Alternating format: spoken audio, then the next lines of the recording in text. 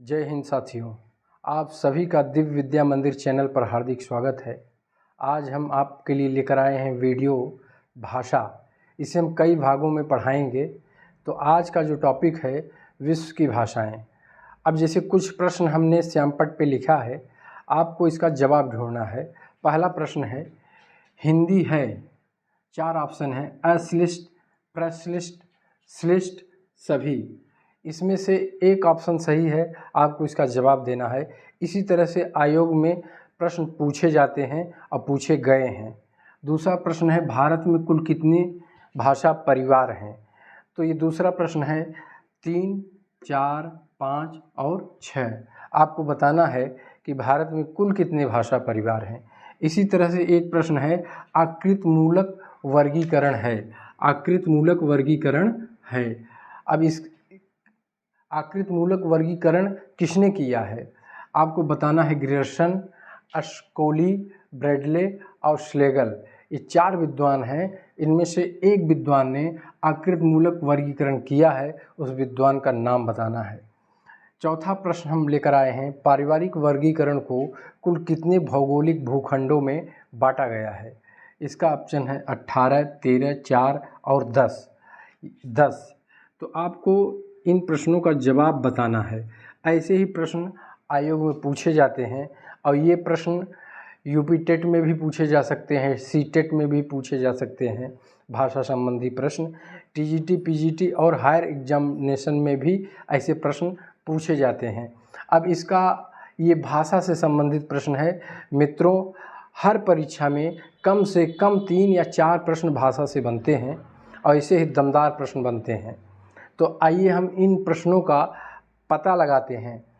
अब इसको तो मैं बता दूंगा, तो बताना बहुत बड़ी बात नहीं है, उससे ज़्यादा ज़रूरी है समझाना। तो मैं आपको इन प्रश्नों को बताऊंगा, लेकिन समझा करके। ऐसे तमाम प्रश्न हम इस वीडियो के माध्यम से आप तक पहुंचाएंगे। आप लोग समय और धैर्य दोनों चीज़ बनाए रखिए और हम आपको ये वीडियो बनाएंगे और इस वीडियो में ऐसे बहुत सारे प्रश्न बनाकर आपके सामने प्रस्तुत करेंगे जो प्रतियोगी परीक्षाओं में आयोग द्वारा पूछे जाते हैं। अब जैसे विश्व की भाषाएं हैं, तो विश्व में कुल 2796, इसको 3000 भाषा कह सकते हैं। विश्व में इतनी भाषाएं हैं, लगभग 3000, अर्थात 2796 भाषाएं हैं। इस विश्व की जो भाषाएं हैं, इनको जो है भाषा वैज्ञानिक 2 वर्गों में बांटे हैं। 2 वर्गों में बांटे हैं। पहले वर्ग में है आकृतिमूलक। आकृतिमूलक वर्गीकरण किया गया है, वर्गीकरण है। और दूसरा है पारिवारिक। दूसरा है पारिवारिक वर्गीकरण किया गया है। तो जो आकृतिमूलक वर्गीकरण है, इसमें आकृत होगा, तो आकृत होगा तो ये क्या हो गया? रूपात्मक हो गया। इसको आप रूपात्मक भी कह सकते हैं। जो जिसमें रूप होगा उसमें रचना भी होगी, तो उसे आप रचनात्मक भी नाम से पुकार सकते हैं। और जिसमें रचना होगी वह पदात्मक भी होगा। अगर वह वाक्य में प्रयोग हो रहा है शब्द, तो पदात्मक हो जाता है, इसलिए इसे वाक्यात्मक भी आप कह सकते हैं। और ये आकृत, रूप, रचना, पद, वाक्य जिसमें होगा उसका निश्चित तौर से व्याकरण होगा, तो इसलिए व्याकरणिक भी आप इसे कह सकते हैं। व्याकरणिक नाम से भी इसको आप बुला सकते हैं। तो ये था आकृतिमूलक वर्गीकरण। इसी तरह से ये पारिवारिक वर्गीकरण है। तो पारिवारिक वर्गीकरण को भी आप, जहाँ परिवार होगा वहाँ कुल होगा, तो इसे कुलात्मक भी, इसे क्या कह सकते हैं? कुलात्मक भी, क्योंकि परिवार जहाँ होगा वहीं कुल खानदान सब होगा और उसका एक वंश होगा, तो इसे वंशात्मक भी कह सकते हैं। क्या कह सकते हैं? वंशात्मक। और जिसमें परिवार होगा, कुल होगा, वंश होगा, तो उसकी ऐतिहासिकता भी होता है, इसलिए इसे आप ऐतिहासिक वर्गीकरण के नाम से भी संबोधित कर सकते हैं।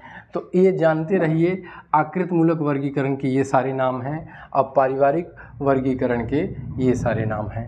तो जो आकृतिमूलक वर्गीकरण है इसका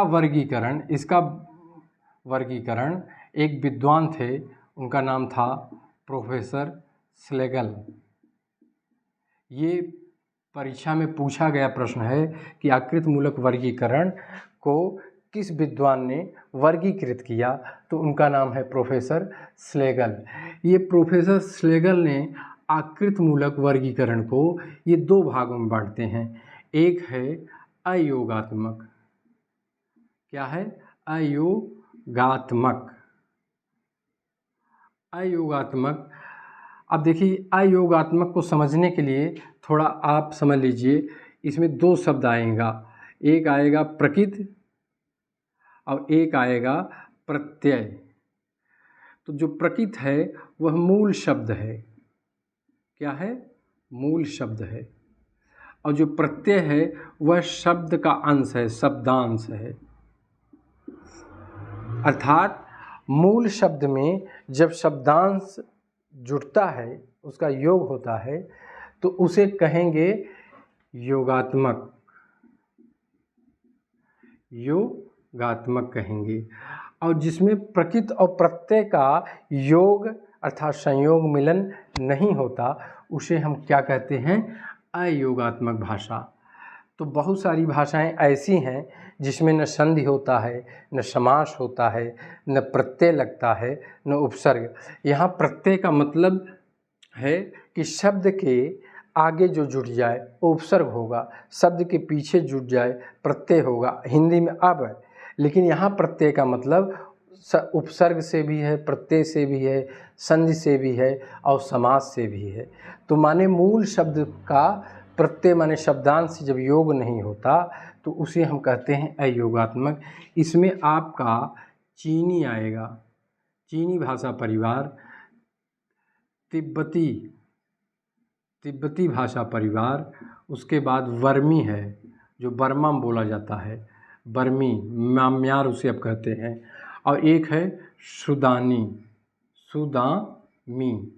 ये चार देशों में जो भाषा बोली जाती है वह है अयोगात्मक।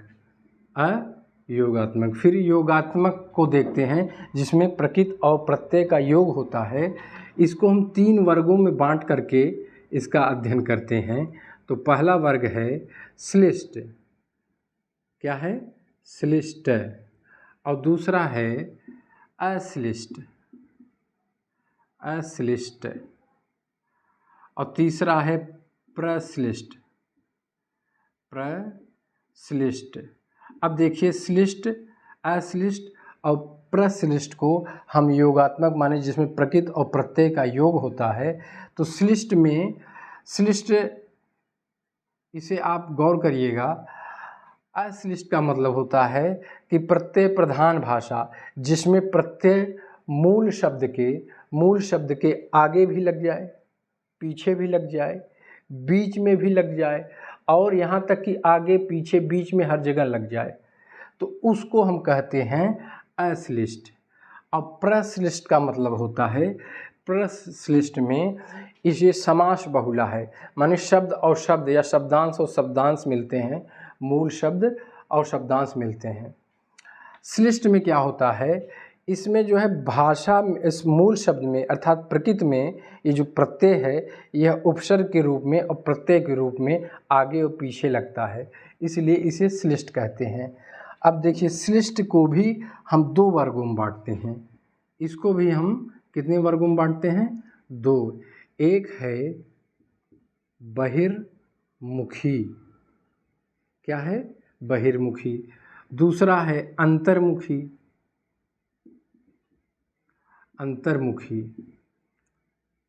अब देखिए तो श्लिष्ट माने बहिर्मुखी, अंतर्मुखी, इसको 2 वर्ग कर दिए। बहिर्मुखी माने बाहर से जब प्रकृति और प्रत्यय का योग होता है, अंतर्मुखी में इतना गहरा प्रकृति और प्रत्यय का योग होता है कि उसे समझ पाना, उसका भेद कर पाना कठिन होता है। अब बहिर्मुखी को भी हम 2 वर्गों में बांटते हैं। एक का नाम है संयोगात्मक। क्या है? संयोगात्मक। इसमें प्रकृत और प्रत्यय का संयोग होता है। दूसरा है वियोगात्मक। वियोगात्मक, इसमें प्रकृत और प्रत्यय जो जुटे रहते हैं, अब धीरे धीरे वह क्या हो रहा है? वियोग की अवस्था में अलग हो रहा है। तो जो प्राचीन भाषाएं थीं, जैसे संस्कृत, ग्रीक, ये सब प्राचीन भाषा है। यूरोप में एक भाषा थी लैटिन। ये भाषाएं संयोगात्मक थी।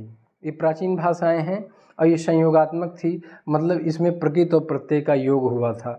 जैसे संस्कृत में है रामस्य, एक शब्द है रामस्य। अब रामस्य एक शब्द है, उसमें हिंदी में अगर आएंगे तो इसमें जो है खष्टी का प्रयोग हुआ है, खष्टी विभक्ति का। तो इसका अर्थ हुआ राम का, या राम के, या राम की। अर्थात एक शब्द से दो शब्द बन गए, रामस्य से राम का हो गया। रामस्य एक शब्द था, अर्थात ये संयोगात्मक भाषा थी। लेकिन हिंदी वियोगात्मक हो गई। तो हिंदी हुआ, बंगाली हुआ, मराठी हुआ, ठीक है, उड़िया हुआ, अंग्रेजी भी हुआ। ये अंग्रेजी यूरोप की भाषा है। तो ये भाषाएं वियोगात्मक है। तो अब देखिए प्रश्न क्या था? प्रश्न ये था हिंदी है, तो हिंदी क्या है? हिंदी श्लिष्ट है, यही प्रश्न पूछा गया था। और आकृत मूलक का वर्गीकरण किसने किया? प्रोफेसर स्लेगल। अब जैसे हिंदी क्या है, अब मान लीजिए हिंदी को आप गौर करिए। हिंदी जो है पहले तो योगात्मक में आएगा, इसमें आएगा हिंदी। तो आप लिख सकते हैं योगात्मक। हिंदी किस में आएगा? योगात्मक में आएगा। उसके बाद योगात्मक में कौन सा? श्लिष्ट आएगा। श्लिष्ट देख रहे हैं। उसके बाद देखिए फिर और आगे जाइए, श्लिष्ट में बहिर्मुखी में आएगा। किस में आएगा? बहिर्मुखी। बहिर्मुखी में ये आएगा हिंदी। उसके बाद बहिर्मुखी में संयोगात्मक और वियोगात्मक है, तो हिंदी किस में आएगा? इसमें आएगा, अर्थात वियोगात्मक है।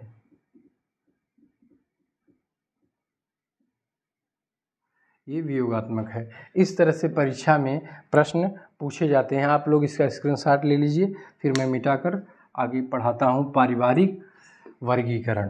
पारिवारिक वर्गीकरण, तो ये था आपका आकृत मूलक वर्गीकरण। आकृत मूलक वर्गीकरण के बाद है पारिवारिक वर्गीकरण। तो ये भी बहुत ही महत्वपूर्ण है।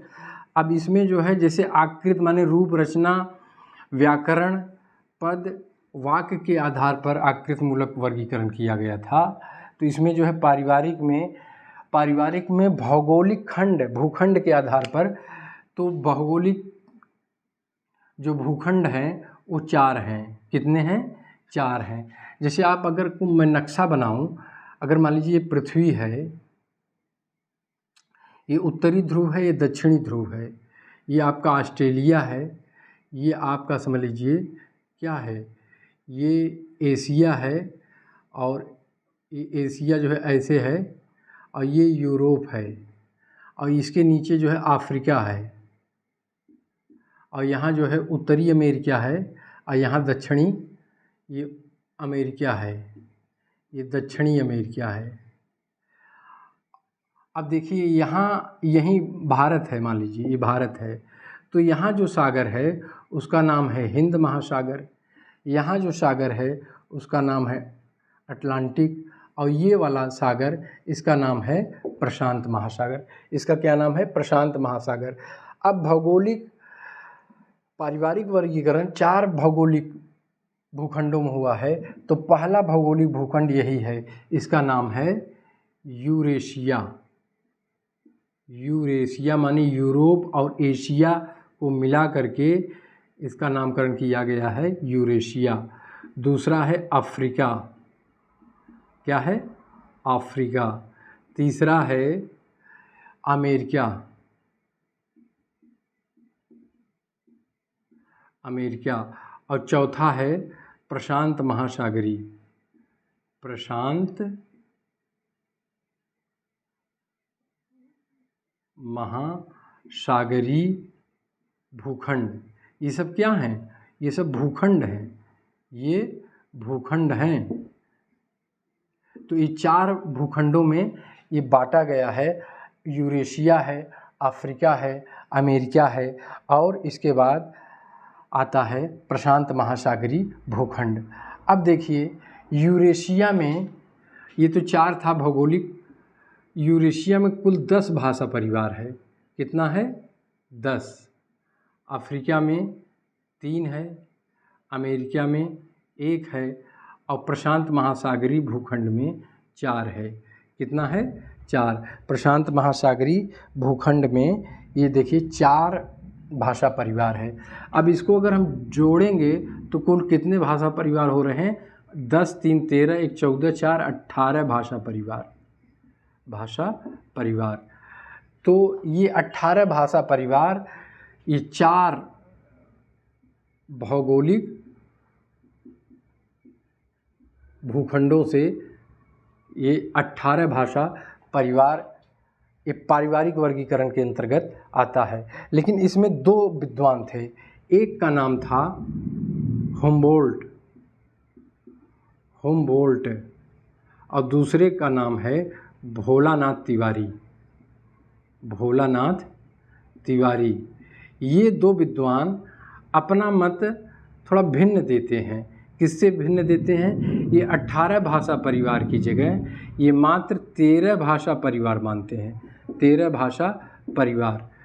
तो भोलानाथ तिवारी के अनुसार भौगोलिक अगर हम पारिवारिक वर्गीकरण करें तो कितने भाषा परिवार भोलानाथ तिवारी माने हैं? ये बहुत बड़े भाषा शास्त्री थे। ये 13 भाषा परिवार माने हैं।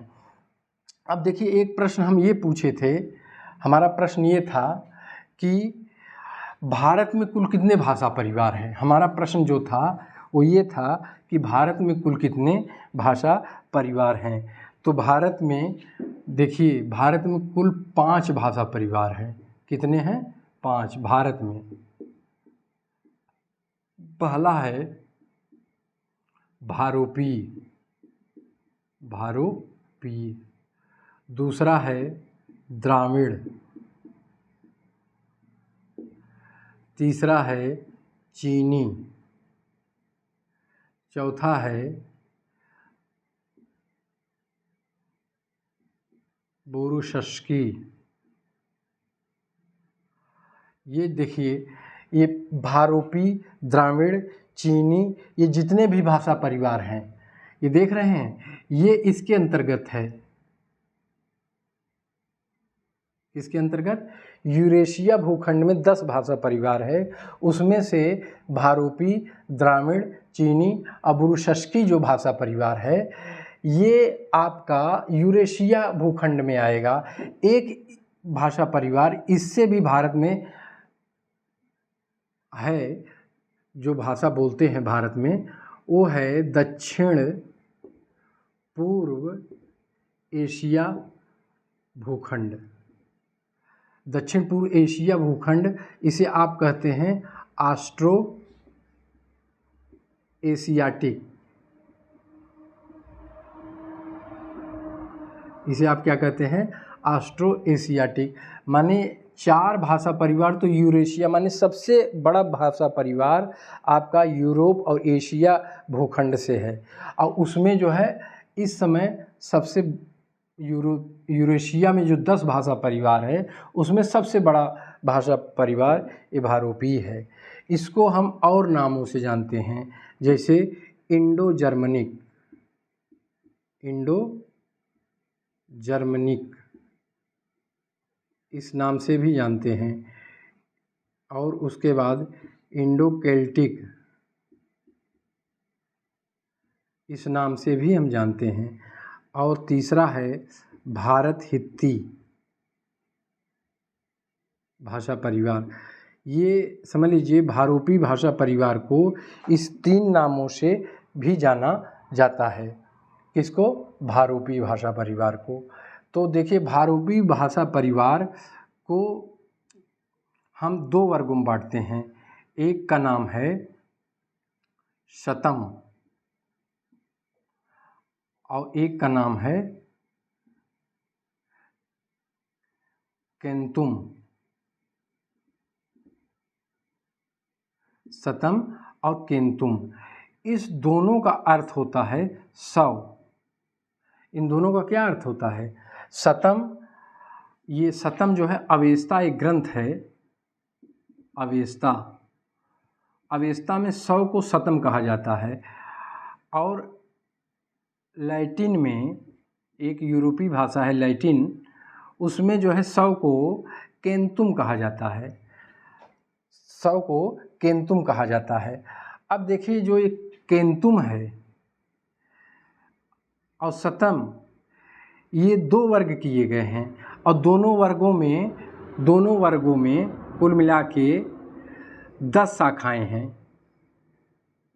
10 शाखाएं। और इसे ध्वनि के आधार पर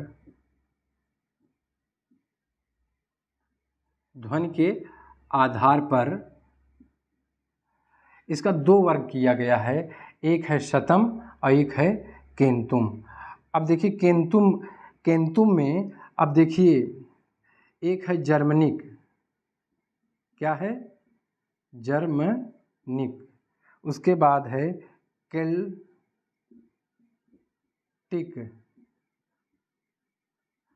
उसके बाद देखिए, एक है ग्रीक। क्या है? ग्रीक। एक है तोखारी। एक है इटालियन या इटालिक, जो इटली में बोली जाती है, इटालिक इसे कहते हैं। और एक है हिटाई। क्या है? हिटाइट।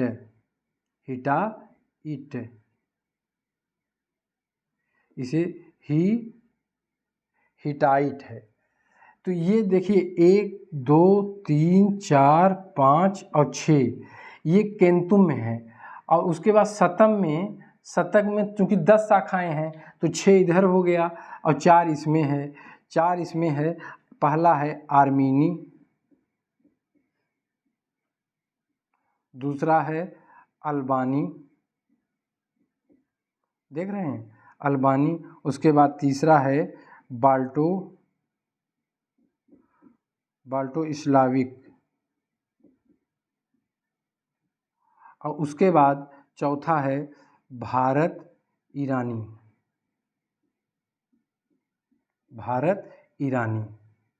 इसी को आप आर्य भाषा कहते हैं। इसी को आप क्या कहते हैं? आर्य भाषा। तो ये देखिए, शतम और केंतुम, ये दो वर्गों में, केंतुम में 6 भाषा शाखाएं हैं, जर्मनिक, केल्टिक, ग्रीक, तोखारी, इटालिक, हिटाइट। और शतम में आर्मीनी, अल्बानी, बाल्टो स्लाविक और भारत ईरानी। अब यही जो है भारत ईरानी जो आर्य भाषा परिवार है, यही जब सिंधु सभ्यता के बाद आर्यों का भारत में आगमन हुआ, अब यहीं से जो है हमारी प्राचीन आर्य भाषा का अध्ययन हम अगले वीडियो में बताएंगे। और ये जान लीजिए, 2 प्रश्न और बनते हैं। एक पहले विद्वान थे अश्लोकी और दूसरे का नाम है ब्रैंडले। इन दोनों विद्वानों का नाम आप लोग जरूर याद रखिएगा। अश्लोकी ने पहली बार ध्वनि के आधार पर उच्चारण की दृष्टि से वर्गीकरण किया इन 10 शाखाओं का। लेकिन अगर परीक्षा में प्रश्न ये बनता है कि शतम और केंतुम के 2 वर्गीकरण किस विद्वान ने किया था, तो उनका नाम है ब्रैंडले। इनका पूरा नाम था वान ब्रैंडले। तो वान ब्रैंडले ने शतम और केंतुम, शतम जो है अवेस्ता का 100 जिसका अर्थ होता है पर्याय 100, और 100 को लैटिन भाषा में केंतुम कहा जाता है, उस आधार पर इन्होंने 6 भाषा परिवार केंतुम में रखा और शतम में 4 भाषा परिवार रखा, जिसमें से एक है भारत ईरानी। यहीं से अब विकास करते करते 2022 में आपको मिलेगा हिंदी, जो 1000 ईस्वी से अब तक का सफ़र है, उसी का नाम है हिंदी। मित्रों, अगर ये वीडियो आपको पसंद आए तो इसे आप लोग अपना स्नेह दीजिए, इसको आप शेयर करिए, सब्सक्राइब करिए, कमेंट करिए, लाइक करिए। जय हिंद।